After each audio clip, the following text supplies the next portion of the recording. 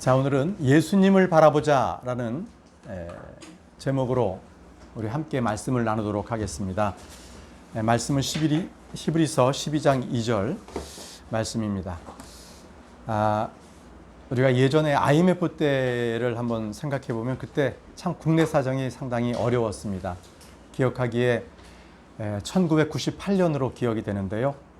그때 이 박세리 선수가 이 맨발의 투혼으로 미국의 그 LPGA US 오픈을 대회에서 우승을 했던 이제 그러한 장면이 생각이 납니다. 그때 시름에 빠진 우리 국민들이 참 기뻐했었죠. 그때의 그 박세리 선수가 우승했던 장면을 보고 이 자라났던 그 어린 선수들이 지금은 이 박세리 키즈 해가지고 이 세계 여자 골프의 상위 랭킹에 우리 한국 여자 선수들이 많이 이렇게 들어가 있습니다. 그 선수들은 어렸을 때부터 박세리 선수를 꿈꾸면서 골프에 매진했던 것이죠. 사람들은 저마다 싫든 좋든 태어난 순간부터 죽는 순간까지 나름대로 자신의 길을 정해서 달립니다. 어릴 때부터 인생의 경주장에서 승리하기 위해서 각종 교육을 받기도 하고 또 기술을 배우고 힘을 기릅니다. 또 부모들은 아이들이 어른이 되어서 남보다 한 발이라도 더 앞서 나갈 수 있도록 하기 위해서 부지런히 아이들을 교육하고 훈련을 시킵니다. 자신의 몸값을 높이기 위해서 스스로 더 공부도 하고요. 또 외국어를 배우거나 또 전문 분야를 공부하기도 합니다. 또 따로 시간을 내서 자신만의 무엇인가를 갖추기 위해 노력하는 시대에 저희는 살고 있습니다. 이 시대는 경쟁의 시대입니다. 남과 싸워 이길 수 있는 경쟁력을 갖춰야 합니다. 그것이 기술이든 학력이든 돈이든 체력이든 간에 사람들은 경쟁력을 키우는데 주력합니다. 또 각 나라는 주로 교육에 많은 투자를 합니다. 지식의 격차가 곧 삶의 격차로 이어지기 때문입니다. 각 가정은 자녀 교육에 모든 것을 투자하기도 하고요. 이것은 모두가 다 비교 우위에 서기 위해서 노력하는 것입니다. 또 이 시대는 속도의 시대입니다. 속도의 시대. 한 발 앞서지 못하면 그만큼 뒤처집니다. 아무리 좋은 아이디어도 누가 먼저 특허를 내거나 먼저 개발해서 생산해버리면 아무 소용이 없는 시대가 돼버렸습니다. 그래서 각 회사들은 조금 더 빨리, 더 빠르게 생산할 수 있도록 노력하죠. 날마다 신기술, 신제품이 아주 쏟아져 나오는 그런 시대에 우린 살고 있습니다. 현 시대는 정보의 시대입니다. 정보가 곧 국력이고 힘입니다. 새로운 정보, 고급 정보, 유익한 정보를 얻기 위해 사람마다 열심히 달리고 있는 그런 시대에 우린 살고 있습니다. 대부분의 사람들은 승리를 위해서, 성공을 위해서, 행복을 위해서 전력 투구를 하고 있습니다. 옆눈 팔지 않고 앞만 보고 달렸다는 분들 이렇게 보면 그들의 결말은 내가 왜 이렇게뿐이 살지 못했을까? 참 결과가 부끄럽다. 이렇게 말들 합니다. 또 그런데 정작 사람들이 보기에 존경스럽고 그리고 세상에 성공했던 그런 분들의 삶들, 그들이 나중에 삶을 돌이킬 때 또 이런 얘기를 합니다. 나는 헛살았다, 잘못 살았다 하고 부끄러워하고 아쉬워하고 그렇게 인생을 허비했다고, 허무하게 살았다고 얘기들 합니다. 왜 그랬을까요? 왜 그들은 그렇게 세상에서 열심히 살았는데 마지막 때에는 허무하다고 할까요? 그들은 예수를 바라보고 달리지 않았기 때문입니다. 예수님을 모르고 자기 길을 열심히 걸었던 것입니다. 하나님이 자신들 앞에 준 그 경주의 길이 아닌 엉뚱한 길로 그들은 경주를 했기 때문입니다. 열심히 달리다 보니 방향이 틀렸다, 잘못된 길을 들었다라는 것을 알게 되는 순간 그 허무함은 이루다 말할 수 없습니다. 누구도 자신의 삶을 잘못 살거나 헛되이 살려는 사람은 없죠. 살다 보니까 결론이 헛되게 되었다는 것입니다. 분명히 자기 눈에는 옳고 바르고 깨끗하고 지혜롭고 빠르고 좋은 길이라고 선택했습니다. 그래서 그 길을 간 것입니다. 때로 판단이 서지 않을 때는 옆 사람들을 보고 남들이 가는 많은 길, 넓은 길로 가기도 했습니다.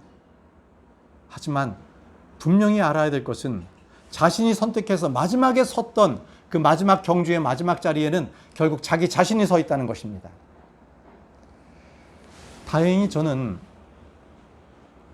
인생역의 이 종착역이 아니라 그 중간에 제가 잘못된 길로 가고 있었다는 것을 알게 된 일이 있습니다.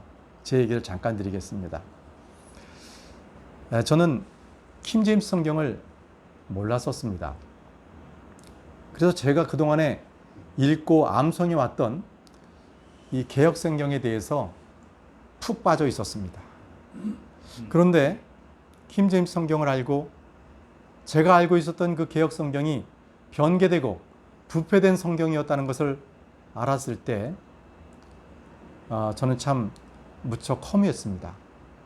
근데 나중에 생각해 보니까 개역 성경으로 제가 구원은 받았지만 믿음의 성장은 이루어 갈 수가 없었습니다.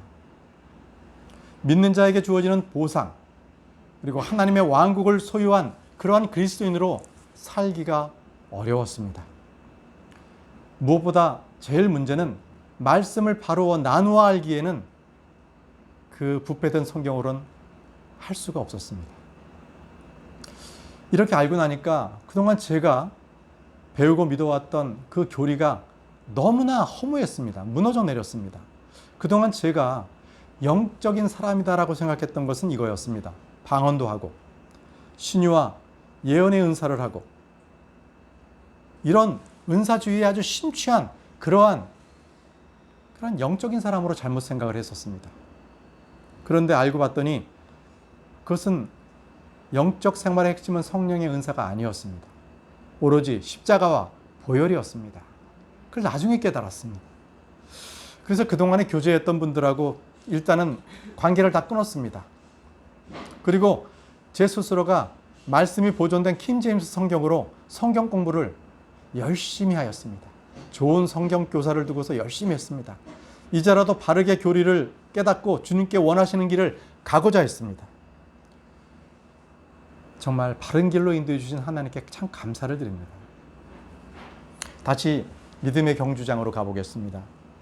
경주장에서 가장 중요한 것은 무엇일까요? 그것은 바로 눈입니다. 어디를 목적으로 해서 목표점으로 해서 달려가느냐? 바로 눈입니다.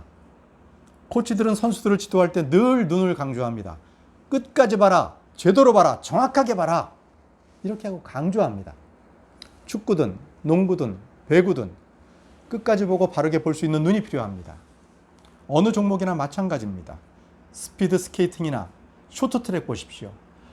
그 코치들이 그 트랙을 돌 때마다 나와서 계속적으로 그들에게 주문합니다. 계속적으로 앞을 주시하고 이때는 어떻게 하라고 계속적으로 얘기를 합니다. 육상 경기 마찬가지죠. 눈이 굉장히 중요합니다. 앞을 제대로 볼 수 없으면 경기 자체를 할 수가 없기 때문입니다. 코치의 사인도 그만큼 중요하죠. 보니까 그것을 알 수 있는 겁니다. 목표 지점을 갖다가 타겟 지점을 아는 것도 그래서 굉장히 중요합니다. 언제까지 내가 전력적으로 할 것인가, 목표를 두고 달려야 하기 때문입니다. 상대방 선수의 움직임도 잘 봐야 됩니다. 그가 트릭을 쓰고 있는 건지 아니면 다음 동작을 하기 위한 예비 동작인지 그런 것도 눈여겨봐야 됩니다. 자, 우리가 봐야 될 것은 무엇입니까? 성경은 우리가 단일한 눈을 가지라고 합니다. 예수님을 바라봐야 됩니다. 예수님을 바라보면서 우리는 달려야 되는 것입니다. 다른 것이 우리 눈 안에 들어와 있는 순간 우리는 안개 속이나 어둠 속으로 달리는 것처럼 방향을 잃고 맙니다. 넘어지거나 쓰러지게 되기도 하고요. 예수님을 바라볼 수 있는 눈만이 복된 눈입니다. 예수님을 보고 달렸다면 그는 승리자입니다. 그러나 누구도 예수님을 보고 달리지 않았다면 그는 헛된 것으로, 잘못된 길로, 멸망의 길로 가는 것입니다. 세상을 무대로 각자 달리는 인생의 경기장은 어떻겠습니까? 그 세상의 인생의 경기장에도 게임의 규칙이 있다고 하지만 실질적으로 그 안을 들여다보면 그들은 규칙 없이 살고 있습니다. 반칙과 속임수가 난무합니다. 불법과 불의가 대세를 이루고 있는 것입니다. 이것이 인생의 경기장입니다. 겉으로는 신용사회라고 떠들고 있지요. 그러나 그 속을 들여다보면 불신과 기만으로 가득 차 있습니다. 이런 시대에 살고 있는 우리 성도들은 어떻게 살아야 할까요? 우리는 경쟁 시대에 살지만 세상과 비교하거나 경쟁하지 않습니다. 길이 다르기 때문입니다. 방향과 목표가 다릅니다. 우리는 속도의 시대에 살지만 좀 더 빠르게가 아니라 좀 더 바르게 초점을 맞춰 살아야 합니다. 빠른 것에 가치를 두는 것이 아니라 바른 것, 옳은 것에 가치를 두기 때문입니다. 우리는 정보의 시대에 살지만 정보에 민감하지 않습니다. 왜냐하면요, 우리 성경을 통해서 이 세상의 모든 결론이 다 나와 있기 때문입니다. 나의 미래를 알며 해 아래 새로운 것이 없다는 것을 알기 때문입니다. 전도서 3장 15절에 지금까지 있던 것이 지금 있으며 앞으로 있을 것도 이미 있었나니 하나님은 이미 지나간 것을 요구하시느니라 라고 말씀하셨습니다. 성경은 우리에게 새로운 것을 요구하지 않습니다. 옛 길을 찾고 이전부터 우리에게 전해준 것을 마음에 간직하고 그 길로 가라는 것입니다.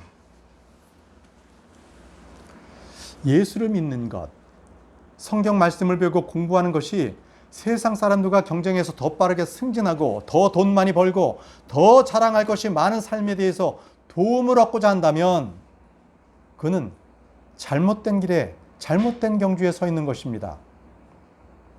지금 열심히 달리고 있는 그 길은 주님이 주신 길이 아닌 것입니다. 많은 성도들이 주일날 교회에 와서 설교를 듣지만 설교에 아무런 유익을 얻지 못한다고 합니다. 그래서 졸기도 하고 따분해하기도 하고 그렇게 합니다. 성경이 말하는 것과 자신이 원하는 것이 완전히 다른 길이기 때문입니다.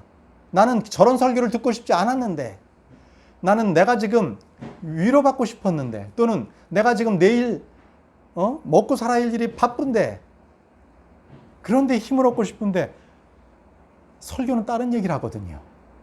보십시오. 자기가 망해가는 사업에서 재기를 꿈꾸고 있는데 그 절박한 마음으로 교회에 왔는데 아벨의 믿음이 그에게 큰 도움이 될 수 있겠습니까? 장기간 지속되는 지금처럼의 그 역병 때문에 어려워진 사업체의 언제 회복될까? 자, 이것을 갖다가 기도하고 그것에 대해서 말씀을 듣고 싶은데 세상을 떠나버린 모세의 믿음에 대해서 설교를 한다면 과연 여러분들에게 교훈이 되겠습니까? 앞으로 무엇을 어떻게 하고 살아야 되나? 앞날이 창창한데 그 걱정인 사람에게 하나님의 왕국과 또 그분의 뜻을 위해서 살라 한다면 과연 그것이 나와 상관이 있는 이야기로 들릴까요?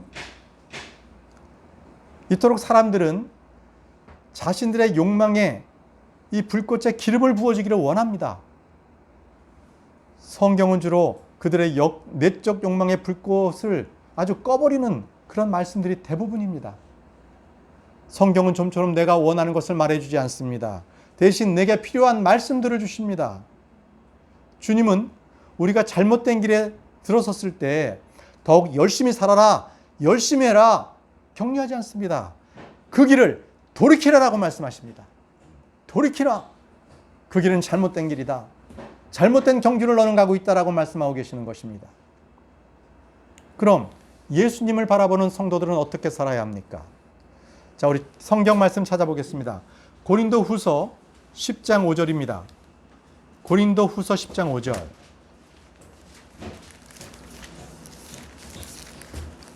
고린도 후서 10장 5절입니다. 우리는 상상하는 것과 또 하나님을 아는 것을 대적하여 스스로를 높이는 모든 높은 것을 무너뜨리고 모든 생각을 사로잡아 그리스도께 순종하게 하며. 흔히 성도들이 이 구절을 읽을 때면 우리가 남을 그렇게 해야 되는 거구나, 순종하게 하며 했으니까요, 그렇게 생각합니다. 그러나 본문은 순종하게 하며가 아니라 순종하며입니다. 순종하며. 자신이 먼저 그렇게 해야 된다는 것입니다. 우리가 상상하는 것, 우리가 하나님을 아는 것을 거슬려 스스로 높이는 것들을 갈보리 십자가를 통해서 무너뜨리고 우리가 원하는 것, 우리가 생각하는 것을 십자가를 통해서 사로잡아 와서 그리스도께 순종하는 것이야말로 영적 생활의 본질인 것입니다. 흔히 성도들이 하나님의 말씀은 살아있고 권능이 있으며 양날 달린 예리한 검이라고 이렇게 알고 있습니다. 여러분들, 양날 달린 예리한 검, 그러면 그것은 양쪽에 칼날이 있는 거죠. 어떻습니까? 그것을 남을 벨 생각을 하기 전에 나를 베야 됩니다. 나. 왜요? 양날이 달려있기 때문에 남만을 벨 수 없습니다. 나도 베야 되는 것입니다. 그래서 그 말씀의 칼로서 나의 영과 혼과 관절과 골수를 찔러 쪼개임을 당해야 됩니다. 누가요? 내 스스로가. 그래야만 그 칼을 쓸 수 있는 것입니다. 예수님을 바라보는 성도는요, 더 이상 자신의 육신의 문제들과 싸우지 않습니다. 출애굽한 이스라엘은요, 적들로 인한 어려움이 아니라 자신 내부의 문제로 곤욕을 치렀습니다. 마찬가지로 믿음이 연약한 그리스도인들은 마귀와의 영적 전쟁이 아니라 자신 안에 있는 문제로 늘 어려움을 당합니다. 갈보리 십자가는 우리가 상상하는 것과 하나님을 아는 것을 거슬리는 높이는 모든 것을 무너뜨리며 모든 생각을 사로잡아 그리스도께 순종하라고 말씀하고 계십니다. 사람들은 저마다 자신의 길이 옳다고 생각합니다. 주님께서 발람의 길이라고 말씀해 주셔도 자신의 길은 발람의 길이 아니라 이것은 주님의 길입니다 라고 하면서 그 길을 돈을 많이 벌고 더 많이 헌금하고 그래서 더 구제할 것입니다 라고 자기를 합리화하죠. 그러나 하나님은요, 그 사람의 마음을 살피십니다. 잠언 21장 2절에 사람의 모든 길이 그의 눈에는 옳게 보여도 주께서는 마음을 살피시느니라. 주께서는 마음을 살피시느니라. 사람들은 자신의 악한 동기와 욕망을 숨기고 가리기에는 천부적인 소질을 갖고 있습니다. 그러나 하나님은 그 마음을 살피십니다. 하나님은 그 사람의 동기와 욕망을 살피십니다.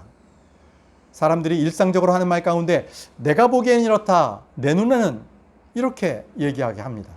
누구에게나 의견이나 조언을 구할 때도 있습니다. 우리는 당신의 견해는 어떻습니까?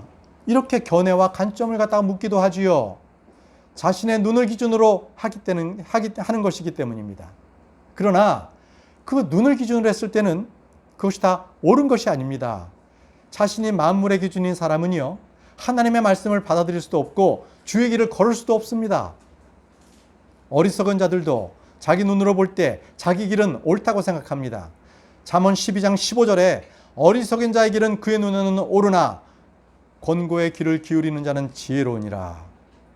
누가 봐도 이건 아니다 싶은 길에서 충고를 해주면 그 사람은요, 충고해 준 사람한테 짜증을 내고 역정을 냅니다. 그런 사람이 얼마나 많은지 몰라요. 사람의 권고를 듣지 않는 것은 물론이고 주님의 권고에도 귀를 기울이지 않습니다. 그래서 설교를 들어도 마음에 맞지 않는 말들은 모두 목사 개인의 견해로 치부해버립니다. 자신의 눈에는 자기의 길이 절대적으로 옳기 때문인 것입니다. 우리는 주의 판단들을 기준으로 옳고 그름을 판단해야 합니다. 우리 주님조차도요, 그는 자기 눈에 보이는 대로 판단하지 아니하고 자기 귀에 들리는 대로 책망하지 아니하시며. 이사야 11장 3절의 말씀입니다. 우리 주님은 하나님의 말씀에 따라서 판단하셨습니다.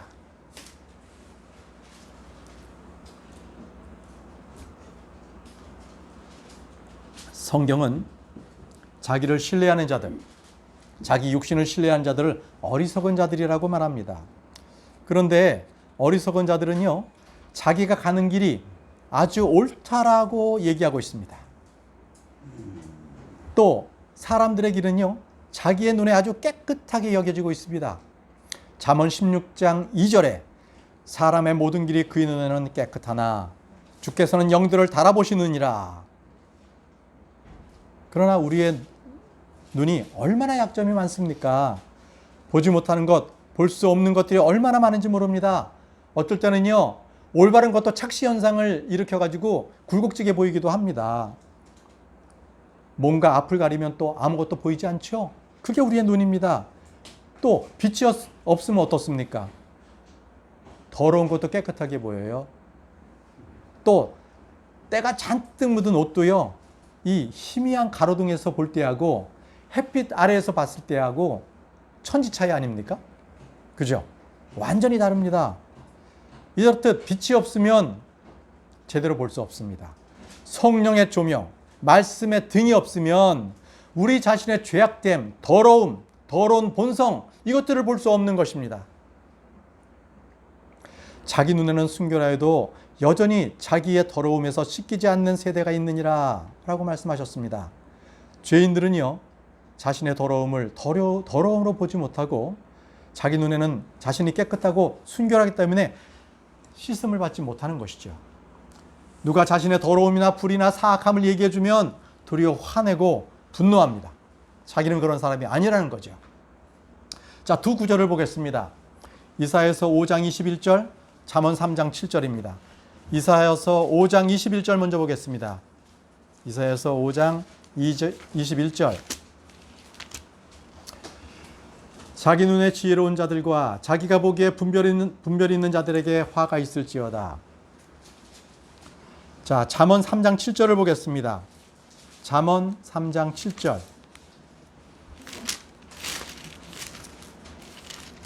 내 눈에 지혜롭게 되지 말지어다. 주를 두려워하며 악을 떠날지어다. 내 눈에 지혜롭게 되지 말지어다.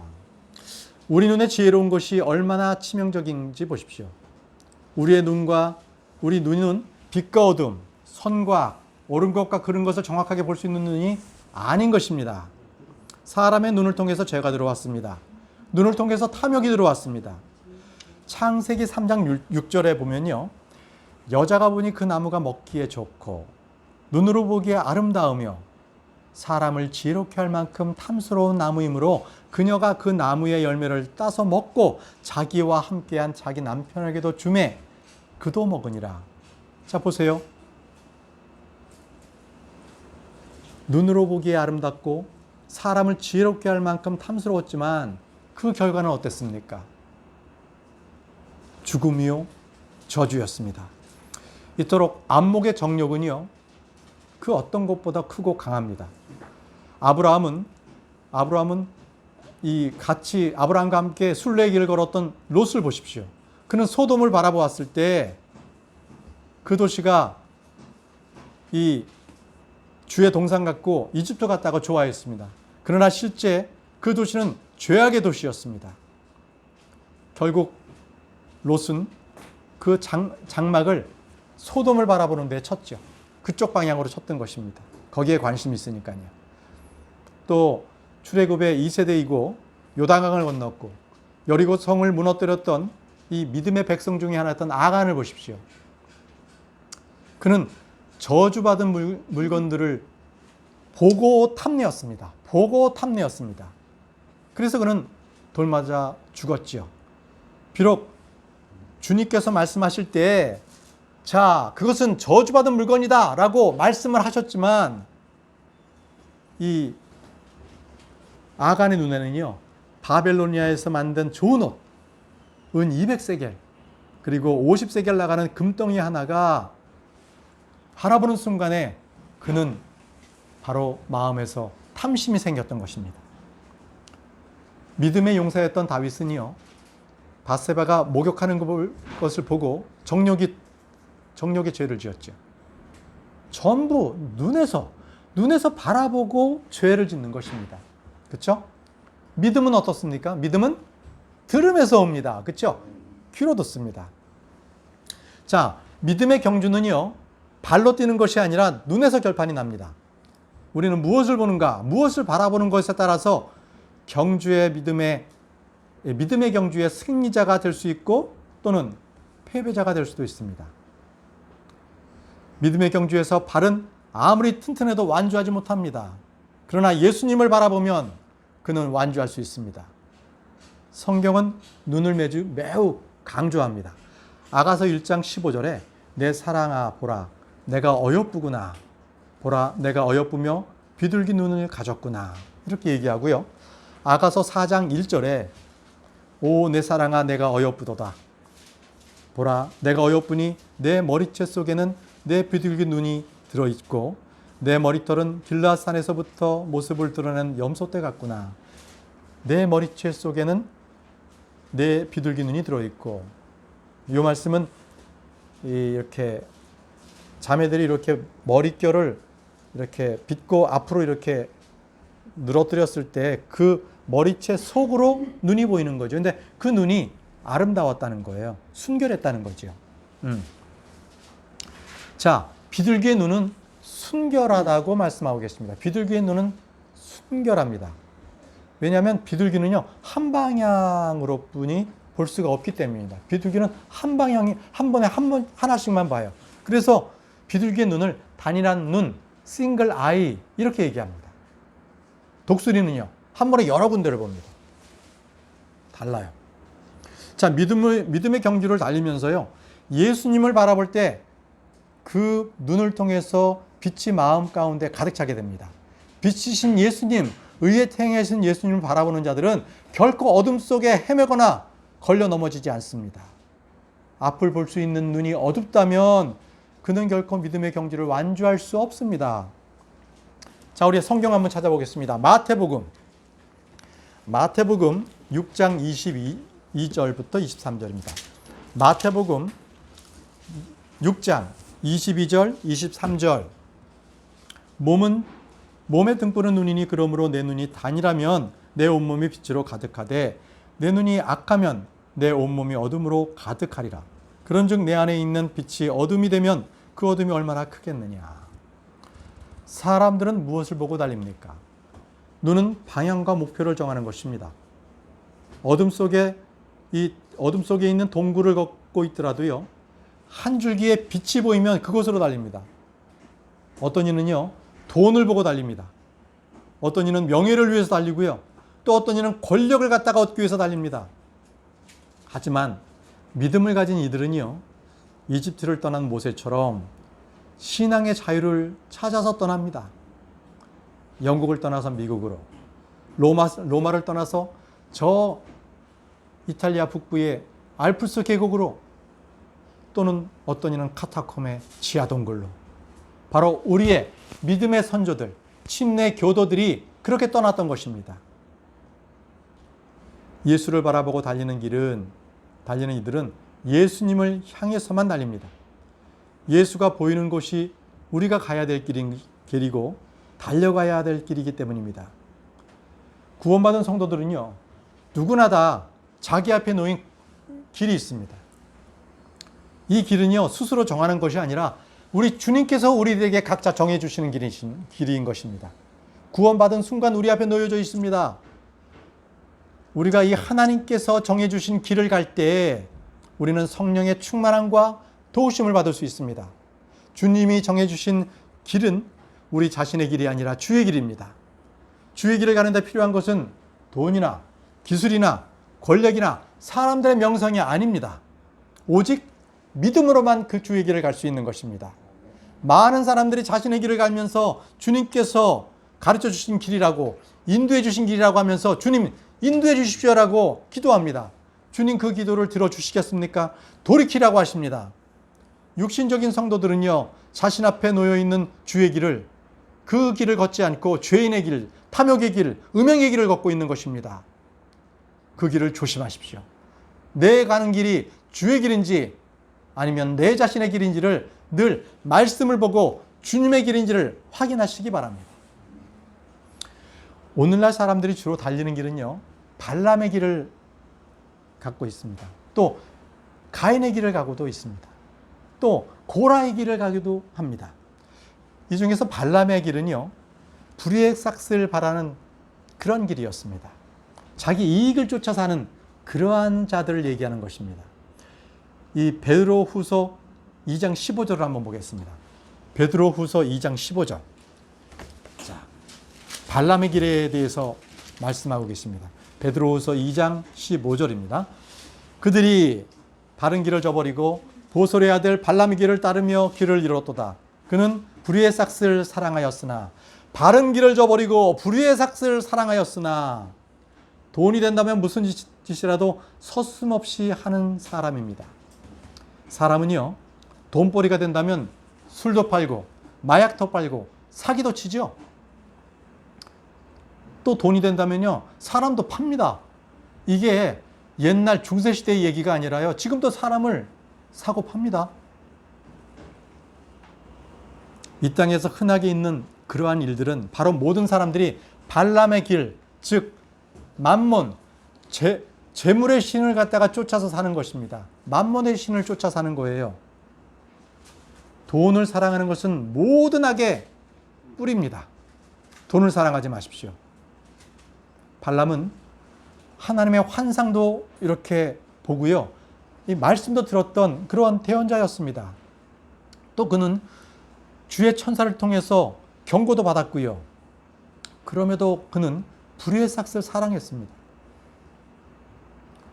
자, 여러분들, 이 세상은 결국 두 가지의 신뿐이 없습니다. 발람이 따랐던 그러한 만몬의 신이냐 아니면 하나님이냐, 이 두 가지 신뿐이 없는 것입니다. 현대 자본주의 시대를 사는 성도들은요, 모두 발람의 길을 따르고 있습니다. 그들은 기독교의 문화, 교회, 성경에 대해서 조금 압니다. 이 교회에서도요, 이 재력이 좀 있고 이 헌금을 갖다가 또 많이 내야 이 권사도 시켜줍니다. 또 장로도 되고요. 여러분들, 발람의 길에 놓여 있다. 이것이 무엇인지 아십니까? 여기는 네 가지가 있습니다. 첫째는요, 파멸이 있습니다. 둘째, 멸망에 빠지는 시험이 있습니다. 셋째, 올무가 있습니다. 넷째, 여러 가지 해로운 욕심이 있습니다. 디모데 6장 9절에는 그러나 부유하게 되고자 하는 자들은 사람들을 파멸과 멸망에 빠지게 하는 시험과 올무와 여러 가지 어리석고 해로운 욕심에 떨어지느니라. 바로 이 발람의 그러한 길을 얘기하고 있는 것입니다. 돈을 잘 버는 것이 능력이요, 존경의 대상이 된 이 시대지만 성도들은 결코 발람의 길을 걸어서는 안 됩니다. 자, 또 다른 길인 가인의 길에 대해서 한번 살펴보도록 하겠습니다. 가인의 길. 이 가인의 길은 자신의 행위로 인해 가지고 하나님께 인정받고자 하는, 자신을 받아들여지기를 원하는 그러한 종교인의 길을 얘기합니다. 하나님이 제시하신 복음, 예수 그리스도의 대속을 믿는 믿음을 저버리고 자신의 땀과 노력, 이것으로서 종교 행위를 하는 바로 그러한 자들을 발람의 길을 가고 있다라고 얘기하고 있습니다. 발람의 길은요, 가인의 길은 내가 성실하게 살고 양심대로 살면 된다는 것입니다. 내가 열심히 일해서 하나님께 인정받기를 원하는 종교 행위인 것입니다. 가인은 믿음으로 희생물을 드린 동생인 아벨을 죽였습니다. 왜 죽였습니까? 자신의 행위는 악하되 아벨의 행위는 의롭기 때문입니다. 가인은 자신의 행위가 인정받지 못함을 견딜 수가 없었습니다. 용납할 수 없었습니다. 그래서 옳은 말을 하는 아벨을 죽인 것입니다. 믿음으로 산다는 것은 결코 종교의 길을 가는 것이 아닙니다. 유다서 1장 11절을 찾아보겠습니다. 유다서 1장 11절. 유다서 1장 11절. 그들에게 화가 있을지어다. 그들이 가인의 길로 갔으며 대가를 바라고 발람의 길을 따라 탐욕을 내며 달려갔고 고라의 반역 가운데서 멸망하였도다. 가인은 자신을 정당하기 위해서 폭력을 행사하기도 했고요, 그것을 정당화시키려고 노력했습니다. 이것은 종교인들의 길인 것입니다. 로마 카톨릭하고요, 이슬람은 바로 이러한 가인의 길을 걷고 있습니다. 그들은 자신들의 행위가 옳다라고 합니다. 그래서 전쟁도 하고요, 사람을 죽이고, 그래서 자기들 아주 정당화시키죠. 바로 이러한 종교의 전쟁들은요, 아주 참혹하고 잔혹하고 무섭습니다. 가인의 길을 따라 달리는 이들은 하나님의 관심이 무엇이고 하나님이 원하신 것이 무엇인가라는 것보다는 자신의 관점, 자신이 원하는 것들을 더욱 중요하게 생각합니다. 이들은 자기가 정한 길, 자기가 하는 일, 자기가 원하는 것을 축복해주고 인정해주기를 바라는 그런 사람들입니다. 요즘에 교회를 다니는 많은 성도들이 가인을 따라 걷고 그 길을 따라 달리고 있는 것입니다. 열심히 기도하고 섬기고 예배드리는 것이 마치 가인처럼 자기를 인정해주고 복주기를 바라기 때문에 교회에 가는 것입니다. 이들은 믿음이 없고 그들에게 열심만 있는 것입니다. 하나님께서 나를 알아주기를 바라는 것입니다. 왜? 자기가 만물의 주인이고 기준입니다. 내가 좋으면 하나님도 좋은 것입니다. 그들은 내가 하나님을 위해서 이렇게 좋은 일을 하니까 하나님도 좋아할 것이라고 생각하는데요. 그래서 그들은 고난절도 지키고 부활절도 지키고 추수감사절도 지키고 크리스마스도 지킵니다. 내가 좋은 뜻으로 하는 거니까 하나님께서도 이 행위를 좋게 인정해 주실 것이다 라고 그렇게 믿고 싶은 것입니다. 그러나 여러분들 속지 마십시오. 가인의 재물은 하나님께서 받지 않으셨습니다. 예, 받지 않으셨습니다. 그는 자기 생각에 좋은 대로 열매를 갖고 왔던 것이죠. 아주 더 풍성한 열매를 갖고 왔습니다. 그러나 하나님은 거절하셨습니다. 여러분, 왜 거절하셨는지를 잘 생각해 보십시오. 하나님께서 아담과 이브가 범죄하였을 때 어린 양을 대신 죽이시고 그들에게 가죽옷을 입혀주셨죠. 그죠? 그래서 아담과 이브는 자기의 아들들에게 가인과 아벨에게 교육했어요. 얘들아, 우리는 죄인이란다. 그래서 하나님께서는 어린 양을 원하셔. 하나님께 내 죄를 갖다가 자백하고 그 죄를 갖다가 용서를 받으려면 어린 양의 피가 필요해. 어린 양을 죽여야 돼. 이렇게 교육을 받았죠. 그래서 가인은요. 그럼에도 가인은 자기가 원하는 대로 풍성한 양식을 가져갔고요. 아벨은 부모님의 말씀에 따라서 어린 양을 죽이고 그 기름들을 가져갔어요. 하나님 앞에 바쳤던 것이죠. 자, 내 눈에 보기에 좋은 대로 하는 것은 자기의 만족이고 자기의 의입니다. 하나님께 대한 믿음의 표현이 그것은 결코 아닌 것입니다. 그것은 내가 좋은 대로 하는 것이지 하나님께서 원하시는 대로 하는 것이 아니신 것입니다. 모세에게 하나님께서 성막을 갖다가 지으라고 하셨을 때 출애굽기 20장 이후에 마지막 절에는 하나님께서 말씀하신 대로 하셨더라. 하나님의 말씀대로 모든 성막의 기구와 모든 성막의 재료들은 하나님의 말씀대로 했다는 것입니다. 우리도 하나님의 말씀대로 우리의 길을 가야 됩니다. 주님의 길을, 주님께서 우리에게 주신 그 길을 믿음으로 가야 되는 것입니다. 그 길은요, 오직 예수 그리스도의 의와 예수 그리스도의 피로만 갈 수 있는 길입니다.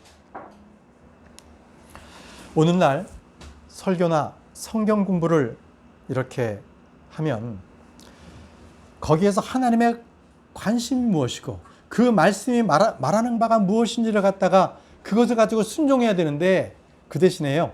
이 말씀이 내게 주신 유익이 뭐지? 이 말씀을 어떻게 내 삶에 적용할까? 이 말씀이 내게 주는 그러한 교훈은 뭐지?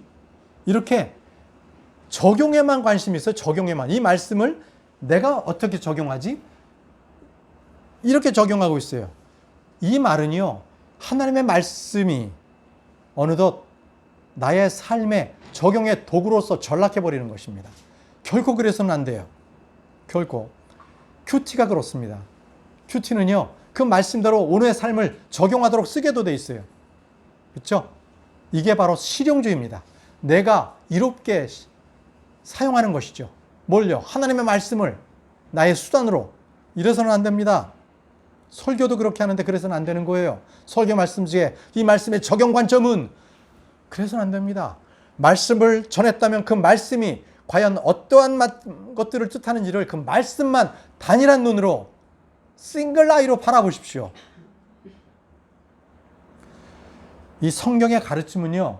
세상의 철학이나 세상의 교육이나 매스미디어에 말하는 것들이나 사람들의 가치관과 완전히 달라서 늘 충돌합니다. 늘 충돌해요. 금전의 문제, 직업의 문제, 교육의 문제, 종교 문제, 남녀의 역할 문제까지도 다 다릅니다. 세상에 말하는 것과 성경에서 말씀하시는 것은 너무나 달라요. 그런데요, 요즘 교회는요, 그런 말 하지 않아요. 교회는 극구 다르지 않다. 세상과 조화를 이룰 수 있다라고 얘기합니다. 도리어 성경의 가르침이 세상과 충돌하고 이게 어긋나는 것들에 대해서 자꾸 그것을 맞추려고 노력해요. 예를 들어 볼까요? 요즘 세상에는요, 교회에는요, 여자 목사들이 이제는 많이 있어요. 여자 목사. 그죠? 제가 다녔던 교회도 여자 장로도 있었어요. 장로. 아마 지금도 계속 나옵니다. 이게 여권신장, 남녀평등이라는 세상의 가치를 교회에 갖고 들어오니까 바로 이런 문제가 생기는 거예요. 교회는 세상과 충돌해야 됩니다. 자꾸 충돌을 피하다 보니까 이제는 여자 목사가 아니라 이 동성애자 목사도 생겼어요. 동성애자 목사. 그들이 안수도 받고요, 강단에 섭니다. 이제는 그들이 말하는 것은 동성애자를 갖다가 주님께 인도하려고 한다라고 아주 거짓으로 얘기하죠. 아주 파렴치합니다. 그러한 세상의 말에 속지 마십시오. 여러분들, 주의 길의 선지자, 주의 말씀으로 가는 자들은요, 세상과 충돌합니다. 그것을 두려워하지 마세요. 세상에서 조롱당하고요, 손가락질 당하는 것 당연하게 여기십시오. 그것을 무서워하지 마세요. 만약에 그러한 것들이 없고 내가 지금 편하게 살고 있다, 그럼 여러분들은요, 주의 길을 걷고 있지 않은 사람들입니다. 그것을 두려워하십시오. 내가 세상 사람들에게 아무런 꺼리낌이 없네. 그러면 내가 성경의 말씀대로 살고 있지 않은 것을 두려워하십시오. 자, 여러분들, 그럼 우리는 어떻게 살아야 되겠습니까? 어떻게 살아야 되겠습니까? 성경이 제시해 준 그 길로 걸어야 됩니다. 다윗은 기도하기를요, 시편 17편 5절에 주의 행로들 안에서 내가 가는 것을 떠받쳐 주사 내 발걸음이 미끄러지지 아니하게 하소서. 주의 행로들 말씀했습니다. 시편 25편 4절에 오 주여 주의 길들을 내게 보이시고 주의 행로들을 내게 가르치소서, 이렇게 했습니다. 시편 27편 11절에 오 주여 주의 길을 내게 가르치시고 내 원수들로 인하여 나를 평탄한 길로 인도하소서. 우리는 주님의 길을 배워야 합니다. 예수님을 바라보고 달릴 때 우리는 달리면서 계속 배우고 성장하게 됩니다. 핵심은 눈입니다. 주의 길이 내가 가는 길이 되게 돼야 됩니다. 자신의 길이 돼야 되는 것입니다. 그렇지 않으면 우리는 모두 자신의 길을 버리고 내 가는 길이 잘못됐다면 주께 돌이키시기 바랍니다. 그때 주님께서는 자신의 길을 우리에게 알려주시는 것입니다.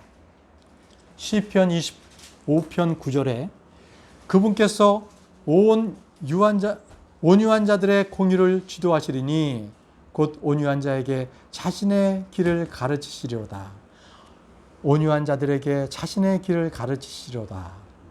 주님은 자신의 이름을 위해 우리를 의의 길로 인도하십니다. 시편 23편 3절에 내 혼을 회복시키시며 자신의 이름을 위하여 의의 행로들로 나를 인도하시는도다. 의의 행로. 이 시간 여러분들은 모두 끝까지 주님의 길을 가겠다고, 그 길을 완주하겠다고 결단하시기 바랍니다. 시편 119편 33절입니다. 시편 119편 33절. 시편 119편 33절에 오 주여 주의 법규들의 길을 내게 가르치소서. 내가 끝까지 그 길을 가리이다. 내가 끝까지 그 길을 지키리이다. 우리는 교양으로 성경을 배우는 그런 사람들이 아닙니다. 자신의 이익을 위해 성경을 배우는 것이 아닙니다. 우리는 주님으로부터 어떤 이익을 취하려는 자들이 아닙니다. 지금 내 안에 가정 문제, 자녀 문제, 직장과 학교 문제, 돈 문제, 건강 문제, 어떤 죄들의 문제가 있습니까? 그러면 말씀을 어떻게 적용할 것인가? 이 문제가 나와 무슨 상관이 있나를 생각하지 마십시오. 오직 예수 그리스도의 한 분만을 갖다가 묵상하고 그분의 길이 무엇인지 깊이 생각하십시오. 말씀이 무엇을 말하는지를 깨닫기 바랍니다. 그때 우리 안에 예수님이 빛이 임하게 될 것입니다. 그때 우리의 무거웠던 그러한 어둠들이, 안개들이 다 사라지고 또 내가 정말 힘들었던 그 모든 문제들이 다 풀리게 될 줄을 믿습니다.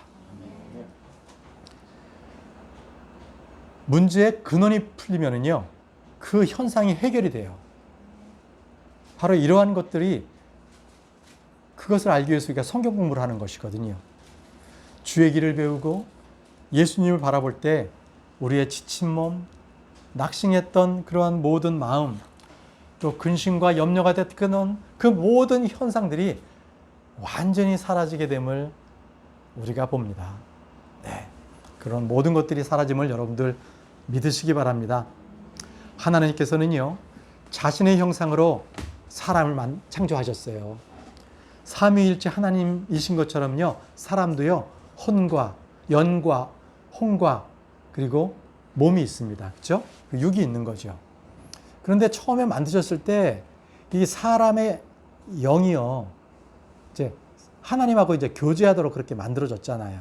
그런데 죄를 지음으로 말미암아 이 영이 죽으니까 우리는 하나님과 이제 교제할 수 있는 상태가 못 됐어요.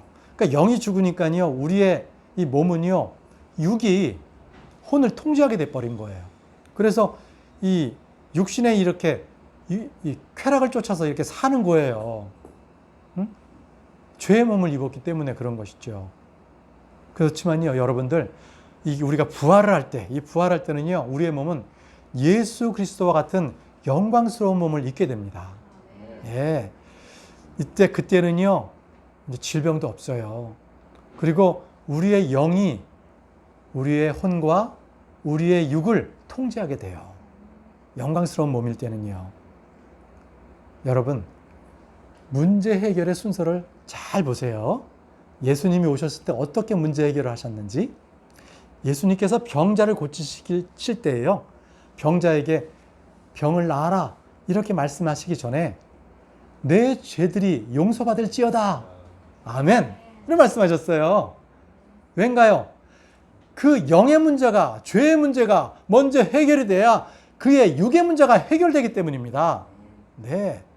영의 문제가 풀리면요, 건강의 문제, 삶의 문제는 모두 해결이 됩니다. 영의 문제가 해결이 되면요, 성령의 권능, 말씀의 능력이 내 안에 임하게 되어서 내 육신의 모든 문제는 해결이 됩니다. 지금 내 앞에 있는, 가로막고 있는 거대한 문제가 여러분들 두렵습니까? 염려되십니까? 예수님을 바라보십시오. 이것이 말씀의 능력이며 믿음의 길을 가는 우리 경주자들의 그러한 복인 것입니다.